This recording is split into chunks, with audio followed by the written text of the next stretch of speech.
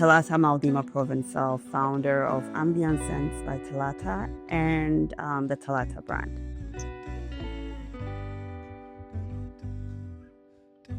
I grew up in a small town in the eastern region called Apitia. It's a small mining town, very, very close-knit community. It's one of those places where as a child growing up, you are forced to find your own ways of adventure and entertainment. My mom was a huge inspiration for me as I was growing up.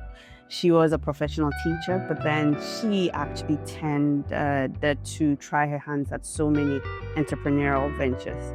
And just knowing the kind of resources we had today as entrepreneurs and looking back with the kind of challenges she had, the little she had and how much she was able to achieve with it, she actually dabbled in creative fields, proper trading, buying and selling, all those things. So it was a good, learning experience for me to be able to have someone that I can model after when it came to trying to build my own business.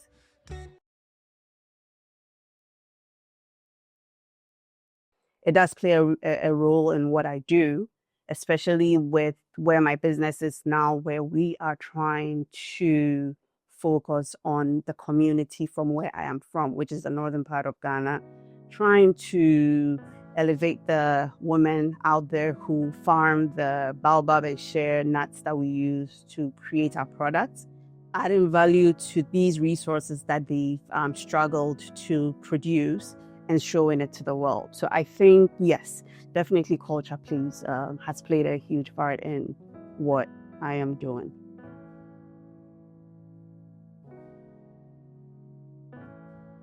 I come from the school of thought that with every situation we find ourselves in, especially with challenges, there's always a lesson to be found in it.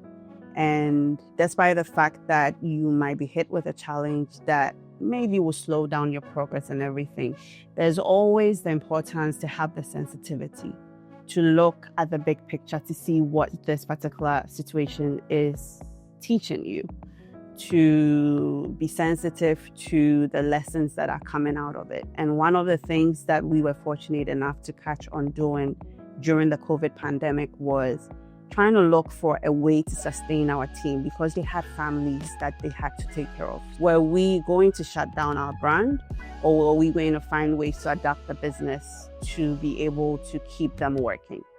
And in staying sensitive again to the situation of the time, we had the whole country basically shut down at home. People were stuck at home, something they weren't used to.